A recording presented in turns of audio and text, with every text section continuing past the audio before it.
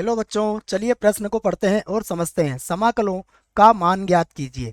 और हमें समाकलन करना है बच्चों बी की घात एक्स का। ठीक है ना, बी की घात एक्स का हमें समाकलन यहाँ ज्ञात करना है।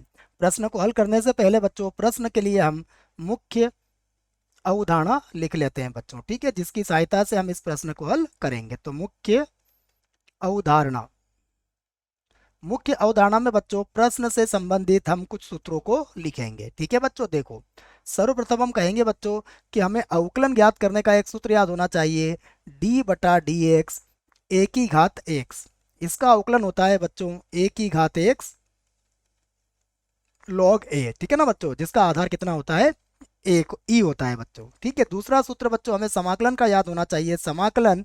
और बच्चों कोई अचर अगर समाकलन के अंदर है के डी एक्स, ठीक है बच्चों, तो इसका जो समाकलन होगा वह होता है के एक्स प्लस सी।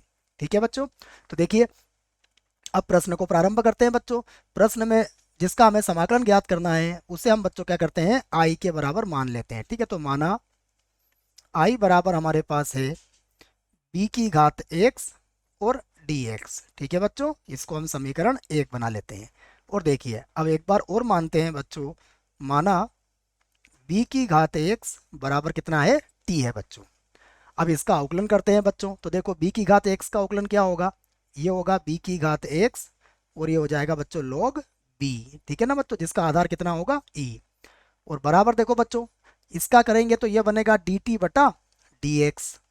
तो यहाँ से बच्चों देखो dx को तो मैं bx के साथ ले जाता हूँ और log b को बटे में ले आता हूँ बच्चों। तो यहाँ से देखो हमें क्या मिलेगा, हमें मिलेगा bx dx बराबर dt बटा, और ये हो जाएगा बच्चों log b, जिसका आधार कितना है e। ठीक है बच्चों, देखो अब यह मान हम समीकरण एक में रख देते हैं बच्चों। तो देखो समीकरण एक में i बराबर अब कितना हो जाएगा हमारे पास, i बराबर हो जाएगा देखो b की घात x और dx, ये किसके बराबर है, यह बराबर है dt।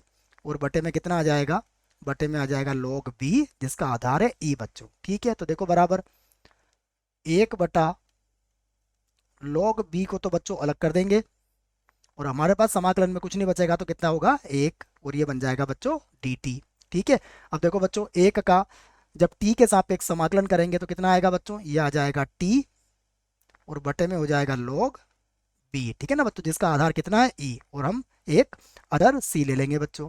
यहाँ देखिए t का मान हमने कितना माना था, t का मान हमारे पास था b की घात x और बटे में आ गया बच्चों log b, जिसका आधार कितना है बच्चों e है। ठीक है बच्चों, तो यहाँ है हमारे पास c। तो आप चाहो तो बच्चों यहाँ पर आधार e लिख भी सकते हो। तो यही हमारे प्रश्न का उत्तर होगा बच्चों। आशा करता हूँ आपको इस प्रश्न का उत्तर समझ में आया होगा। धन्यवाद।